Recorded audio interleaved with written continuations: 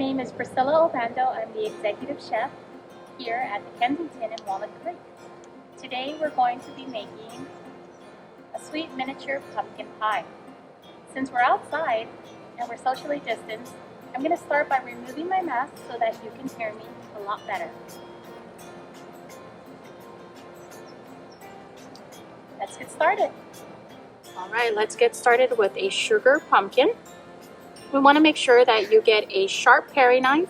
Since the pumpkin is very firm, you want to go ahead and start coring and cutting into the pumpkin. And I would suggest making little incisions this way until you remove the lid, and you'll see all the fibers and the seeds. We want to make sure that we take out all these fibers and seeds into a bowl.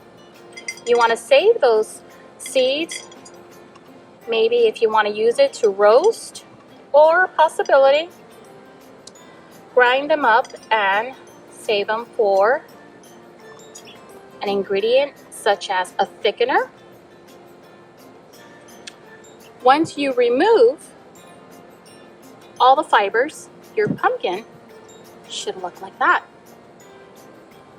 All right, we want to go ahead and use granulated sugar, and we have 1/3 of a cup of sugar. Let's mix in 1/3 of a teaspoon of cinnamon. We have fresh and grated ginger. So let's start off with the powder and the grated ginger. You want to use about 1/2 teaspoon, especially when using fresh ginger. Some of you may say, how come we're using turmeric? It's going to add with color and the kosher salt. We want to only use a little bit of salt, maybe 1/2 teaspoon. And we have pumpkin spice and cloves. We want to stir all the dry ingredients before we go ahead and mix all the other wet ingredients. Let's start off by doing evaporated milk.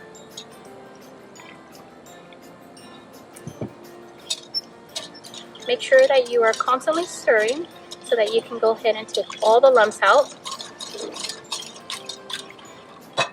Let's crack 2 eggs, room temperature preferably.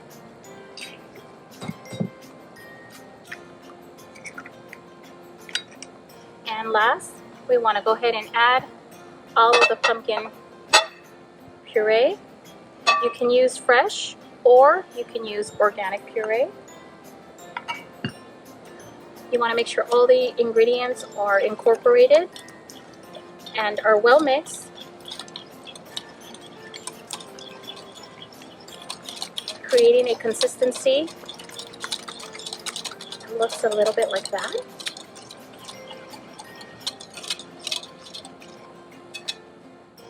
Now that we have the pumpkin pie mixture, we want to make sure that we are pouring it into something that's going to make it easier for when you are filling up those little pumpkins.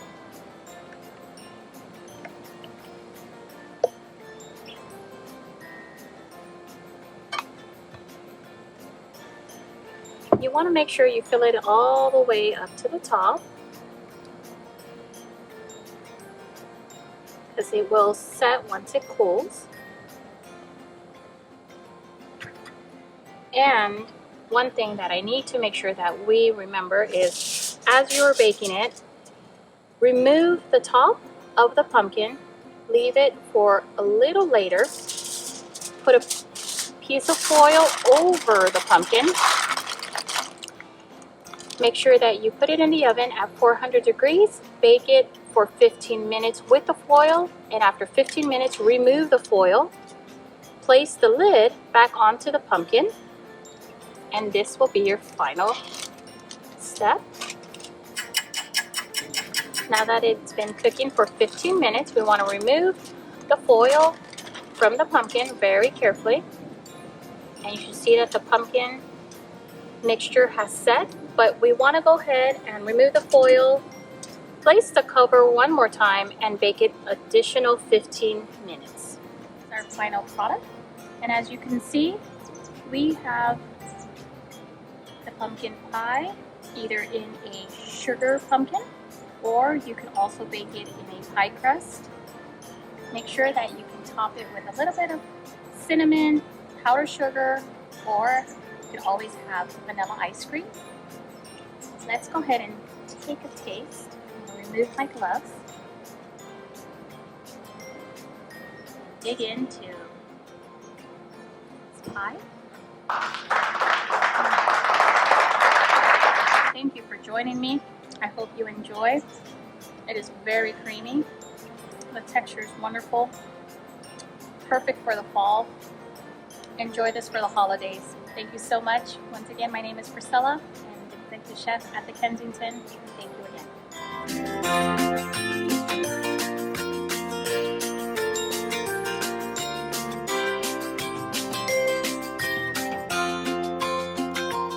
Sugar pumpkin, sugar pumpkin, sugar pumpkin, sugar pumpkin pie. Good afternoon. Sean Howard, Corporate Director of Food Services for Senior Resource Group here at our beautiful La Vida Del Mar community in Solana Beach, California. I'm going to go ahead and pull off my mask since we are socially distanced and we are outside, so I can do a really quick food tip for you. Food tip today, we're talking about kiwis. Kiwis are good. Kiwis are tasty. You get these ones. These are gold kiwis. You also get the regular kiwis that are green inside. You got that hairy texture outside. I'll eat the whole thing because I like the outside. That's got that roughage in it. But a lot of people don't like that, and then they find a tough time peeling them. Working on this or working with their peeler, it's a lot of hard work. I do. My kids love this trick. My kids do it. I think my kids actually taught it to me. You can just pop the top off them, use your spoon, and you can eat them right out of the kiwi.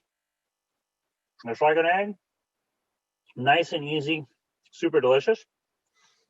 If you want to plate them up, want to get a little bit more fancy, what the heck?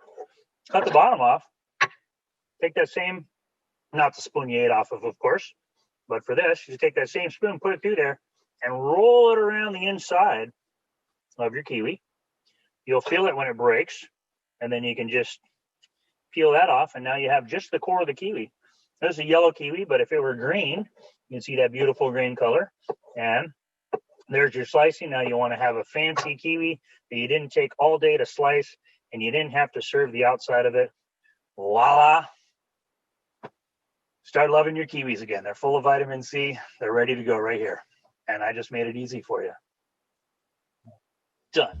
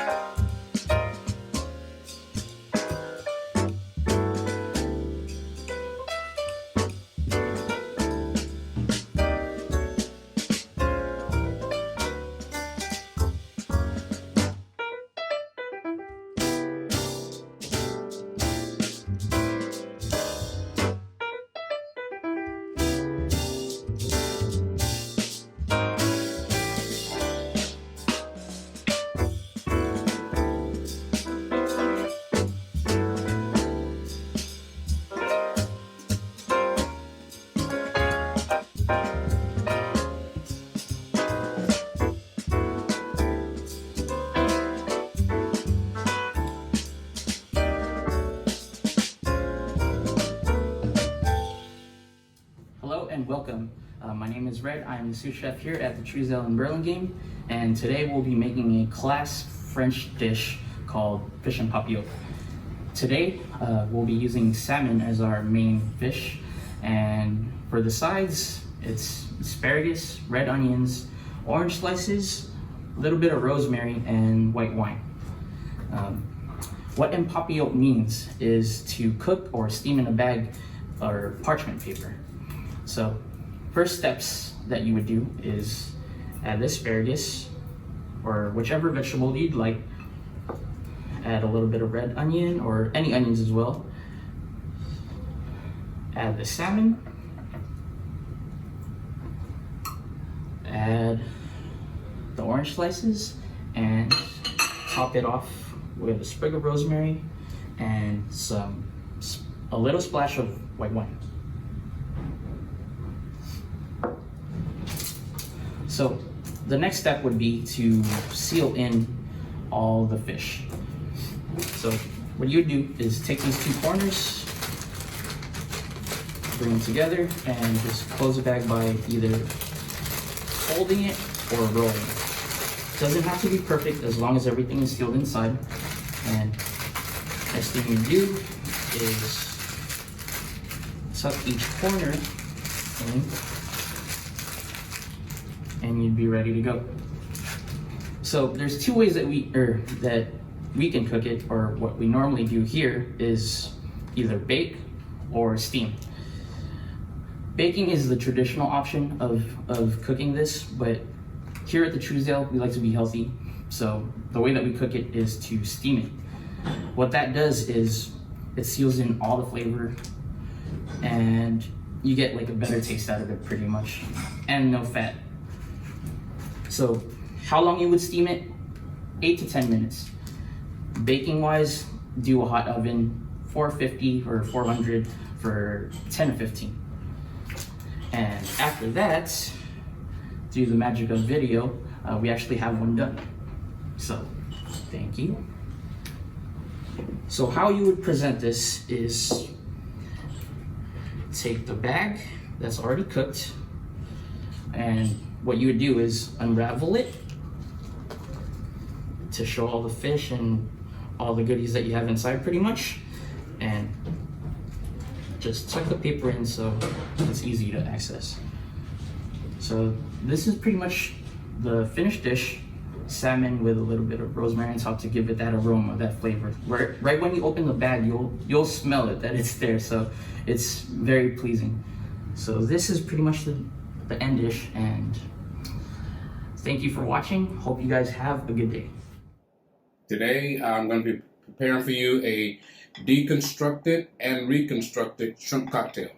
We're going to start out with some sauteed sourdough bread. We got a little olive oil. And as you know, olive oil is good for blood clots and it helps lower your cholesterol. So we're going to brown that here, and then we're going to add a little garlic to this pan, and we're going to be cooking our shrimp. Okay, let me add shrimp.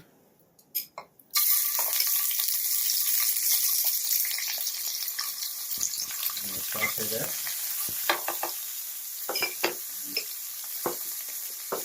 Our bread is browning here. Make it a little bit browner. We're going to cook these so that they're light pink. We don't want to overcook them, otherwise they turn into rubber. Okay, so that's going good. Double check our bread. This is the color we want to have the bread. Well, I'm going to grill this on one side. Okay, just going to lay this right here for right now. Okay, and inside this, we're going to add some garlic. Now, garlic is good for you as well. It's good for your blood pressure. It's also good for cholesterol, and it helps with heart disease. So we got that going there. Remember, keeping it nice and pink. You don't want to overcook it. And for this, we're going to add diced tomato, fresh diced tomato. And tomatoes are good for us. It's a good antioxidant. Good for heart disease and with cancer. And from here, we're going to be adding a secret ingredient, and that we're going to be using the pulp from the tomato to help with that sauce. And go in there. Okay, just about ready here. Okay. I add a touch more of olive oil.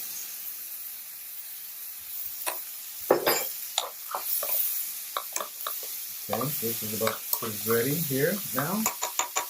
And now we're going to plate. We're going to be plating on the special plate today. We're going to be plating here.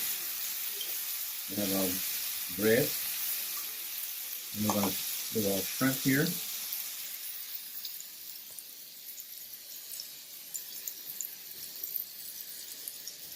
And then we're going to top that with our sauce we have here.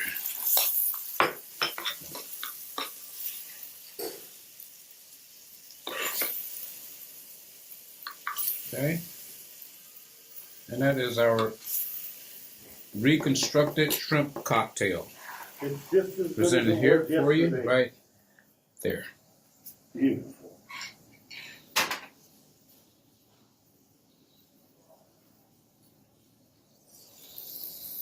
Thank you. Good afternoon. Sean Howard, Corporate Director of Food Services for Senior Resource Group at our beautiful community, La Vida Del Mar in Solana Beach, California. I'm going to go ahead and take off my mask since we are socially distanced and we're outdoors, so I can do a little bit of a food demonstration for you. A little food demonstration I'm going to do is something you may be familiar with, and it may seem daunting and hard. It is a hollandaise sauce. Got some asparagus already ready to go. It seems to be missing a little something. Hollandaise will add a little classic touch to that. A lot of people, hollandaise is daunting because it's done with a whisk and it's done with a double boiler and it's done already, and it takes a lot of time. But there is a shortcut, and I'm going to teach you that shortcut. That shortcut is going to involve a blender. So I've got a blender over here. I'll leave that in there. And one thing I'm going to do is just have our eggs ready to go. I'm going to take 3 eggs. That's going to be my first ingredient. First of all, I already melted some butter. It's a ½ pound of butter, so I'm going to use 1 stick of butter. So 1 stick, 4 ounces, ½ pound. There it is right there, 4 ounces of butter. Not a ½ pound, 4 ounces. There's our 3 eggs. So our 3 eggs, we're just going to use the yolks inside the eggs. So I'm just going to use my hand in there. Got nice clean hands. We've already washed them. They're ready to go. They're ready for service. And there is 1 egg yolk. And here's another one. We're just going to kind of roll that around our hands, get as much of that egg white off as we can. We don't want the egg white in there. There's another egg yolk. And there's 1 more in there. And there is the last egg yolk. So we're going to throw that in there. The egg yolk is going to be introduced. I'm going to use a lid on the blender. And I'm going to be introducing it to a little bit of lemon juice. So I'll just take a lemon squeeze here. Add that. I'm going to also add just a touch of hot sauce. You can use Tabasco, whatever you have. And then just a little hint of salt. When I say hint, I just really mean not even a pinch, just enough to season it. All those items are going to be combined with butter inside our blender. And the blender is going to do the work that the whisk would do. It's going to do it nice and slow.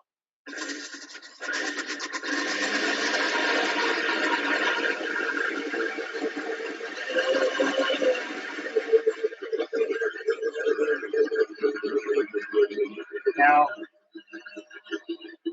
as I add the butter is just emulsifying in there. So I've got the ingredients in there. I've got the egg yolk.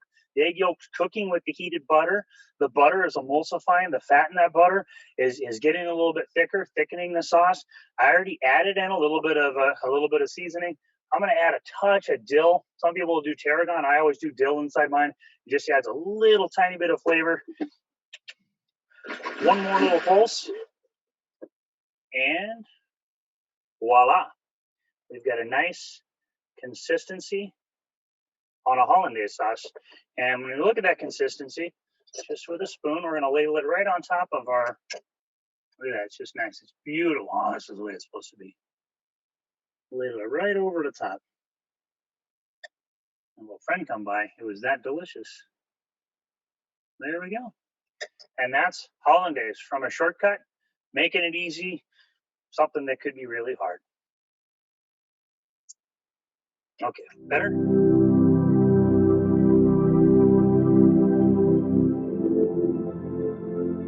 Hi, my name is Leo Aguilar, and we are here in Silverado in San Juan Capistrano today. I've been working for Silverado for about 12 years. I love the residents, I love cooking, and we're going to prepare a really simple recipe with them.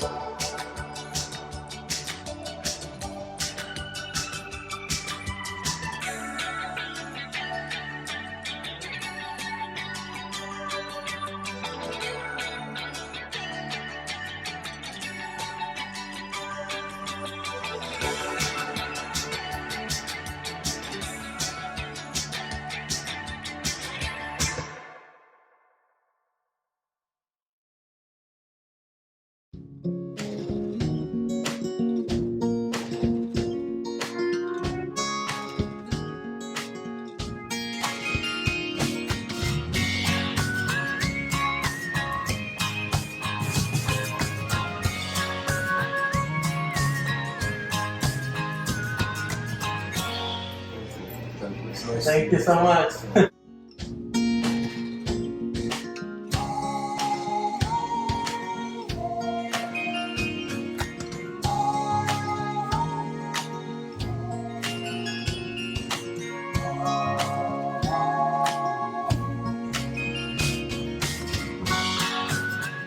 How is it? Good?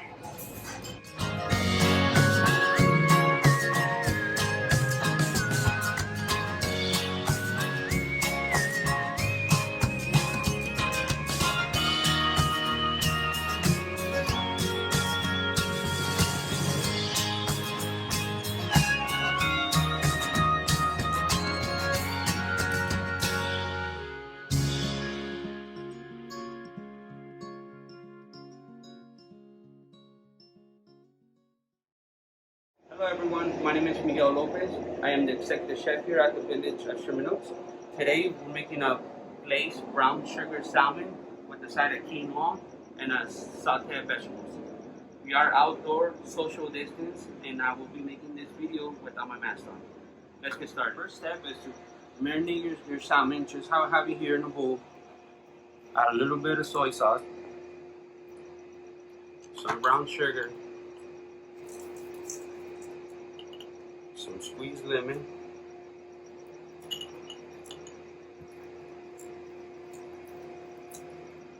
get a perfect marinated, all flavors, then we'll go off to the searing part. Get this started.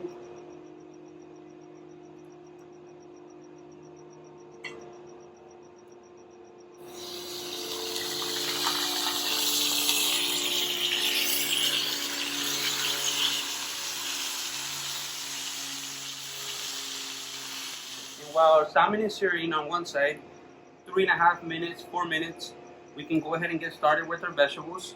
Here we have some sauteed celery, onion, carrots for our vegetable mirepoix, some fresh garlic, extra virgin olive oil,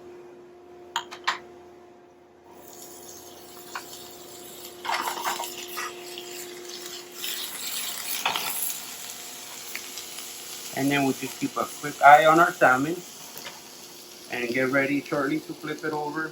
Keeping our eye over here. Fresh herbs, a little bit of salt and pepper.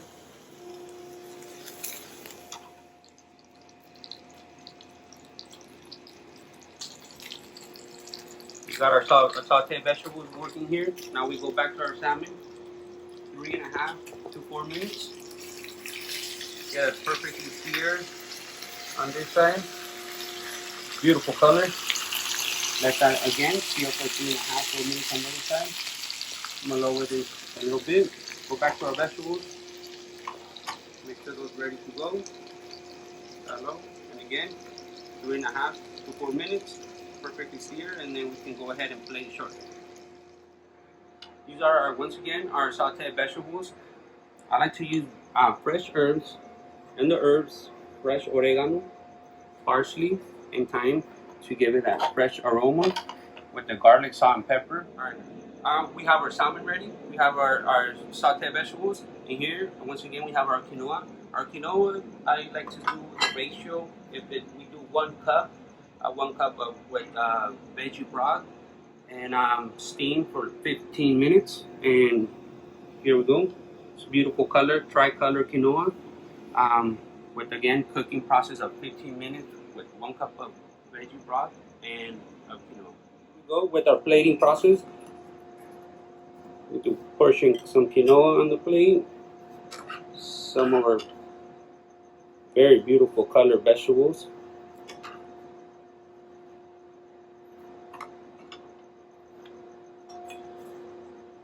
And our main protein. So here we go. And some lemon on the side for taste. And there you have it, one of our very popular dishes here at the Village of Sherman Oaks, brown sugar glazed salmon. We'll be leaving a list of our ingredients and the cooking process and time. Hopefully you enjoy, and thank you very much. Until next time.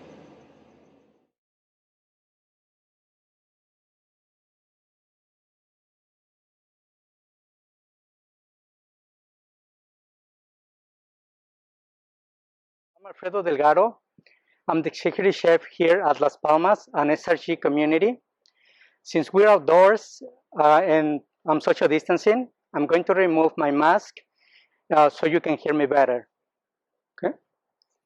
So today, I'm going to demonstrate to you a quick, easy, and fun way to make something very special for your family and for any special gatherings.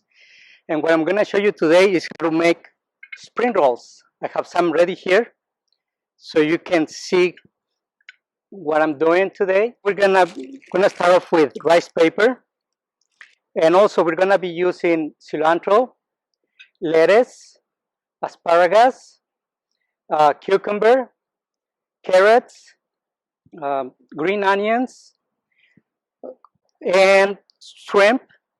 And the great thing about this dish is that you don't need any cooking skills, and it's very easy to do. All you need is hot water and some of your favorite vegetables and a dipping sauce. I'm gonna start off with the sauce. And for the sauce, we're gonna be using a tablespoon of ginger.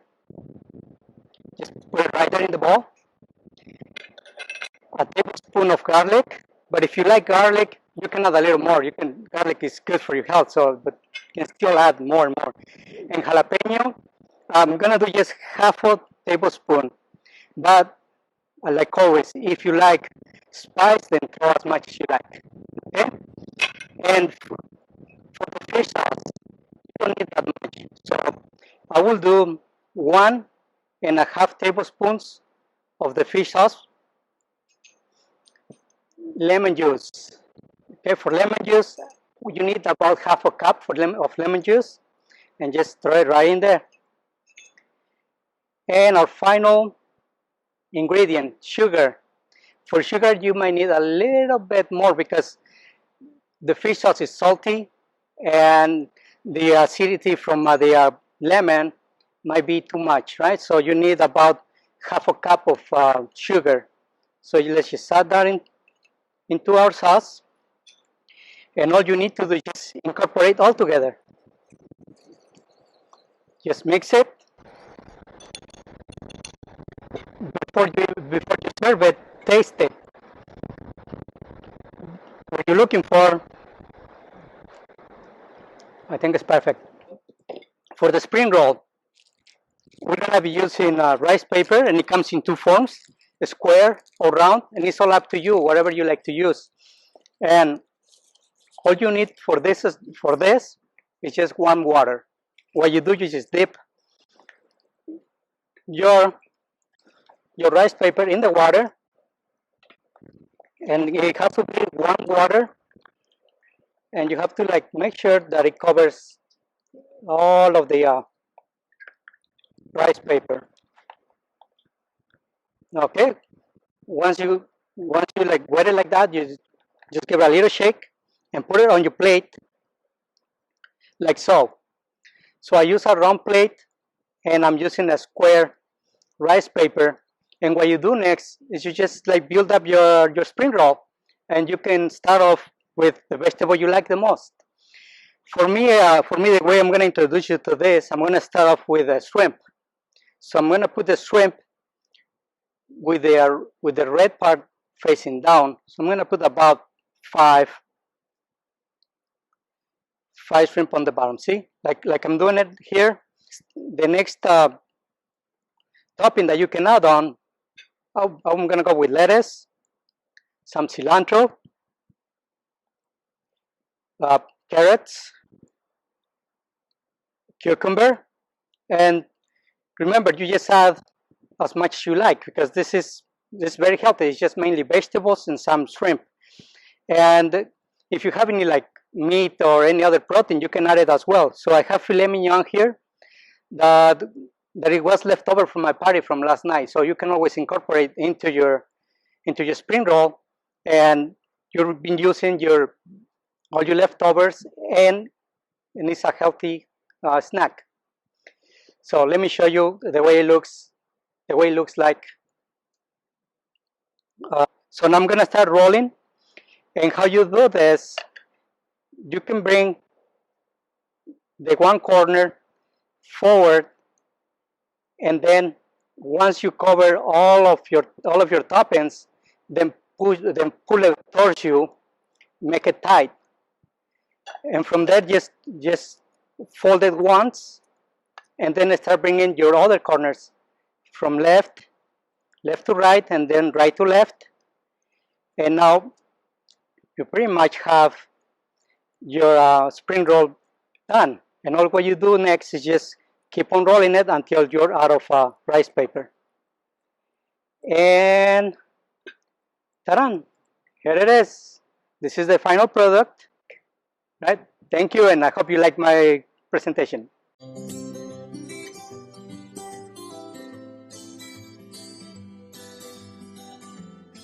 Hello, my name is Andrew Moret. I'm the Director of Culinary for Oakmont Senior Living. I'm coming to you from our Oakmont of East Sacramento location today, and I wanted to show all of you a quick little trick in the kitchen. One of my favorite cooking mediums isn't actually cooking over fire or cooking over the grill, but I actually really like to prepare food through fermentation. So I wanted to show everybody how to make preserved lemons. If you have a lot of lemons kicking around on your lemon tree in your yard, or you just buy lemons, this is a really great condiment that you can use that will keep your lemons. They'll hold for months up to a year with this technique. Also, it creates a lot of probiotics, and it makes the whole lemon edible, and it just brings out a really great flavor. So, wanted to show you how to go ahead and make them. So, the first thing to do is we need to create a safe environment for healthy bacteria to grow. So, we're gonna take salt and we're gonna take sugar, 50-50 parts. We're gonna mix them together just loosely in a bowl, just like this. This is a super easy dish to make because it's so few ingredients. So the salt and the sugar, what that does is it prevents the bad bacteria from growing, and it allows the good bacteria to flourish. So in this case, this is a lactic acid fermentation. So lactobacillus is the type of bacteria. Then we're just gonna take our lemons and cut off the tops and bottoms like so. And then we're gonna cut an X almost all the way through. So now you can see a nice X in that lemon. So next thing we do, take the lemon and pack that X with this salt and sugar mixture. So now I've got it all packed up, and I like to squeeze it tight, and then I like to kind of throw the salt and sugar all over it and give it a good squeeze. That's going to help draw out some of the liquids.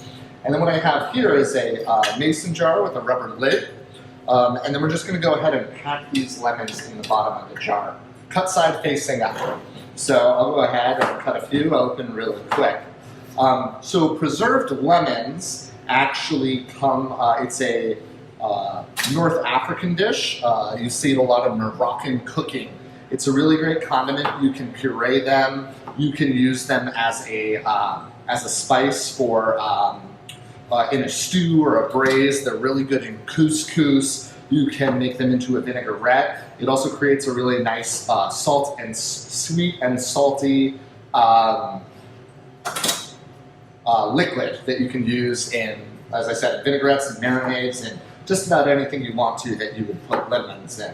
Also, it ends up working through the pith and making the pith edible. So that's something really cool that fermentation does. If you use it as a technique, it will make things that are inedible actually edible. And it makes it a lot easier because you're pretty much creating a controlled rot environment. So it makes things a lot easier for your body to digest. So we go ahead and prepare all these lemons as I described. We're just about there. I'm going to do one more. And then we pack them with the salt and sugar mixture. And I just love these. You can stuff them inside of a chicken before you roast them too. It just creates almost this like super enhanced lemon flavor. So pack that to the jar. And you want to give them a good pack because in packing, what we're going to do also is draw out some of that moisture, because we need the natural lemon juice to come out and completely cover the lemons, and that's going to create a good breeding ground for the good bacteria that we want to create. So we've got enough for maybe one more, and then I'll get another batch going a little later. So go ahead and pack these in. A couple other things you want to take into account when preparing ferments like such is you want to make sure you're working with a very clean container, and you want to make sure you're working with clean hands, because like I said, we're creating an environment for bacteria to grow, and you want to make sure you're starting off with a very clean space, hence the glove wearing. At this point too, you can add enhancements to it. So if you want to add herbs like basil or thyme, I personally like to add a couple pinches of chili flake to give it a little kick. And you can already see in the bottom of this jar, it's drawing out all the liquid from the lemons. So what we'll do here is then top it off with some actual fresh squeezed lemon juice. And I like to leave maybe about a centimeter 11 lemons on the top, because what will happen is as they leach out more liquid, they'll submerge themselves. So at this point, we're not going to be handling the food anymore, so I can glove off here. And so now I've got all our lemons sitting in their brine in this jar. And what I do is this is a piece of a coffee filter. You can use a paper towel, or you can use cheesecloth. I like to put it over the mason jar like so. Now, if you've got a mason jar with a screw-on lid, you can leave the top off and just screw it on with with whatever you're using as a vent on top, and that's just going to kind of keep out the creepy crawlies. So then with this type of mason jar that actually has the swing lid and hook, what I like to do is take a rubber band or a hair tie and bring it over the top. And what that's going to do is it's going to keep the top on, but it's also going to allow the natural gases that occur to naturally burp the jar. So that's a Andrew Moret original technique there, patent pending.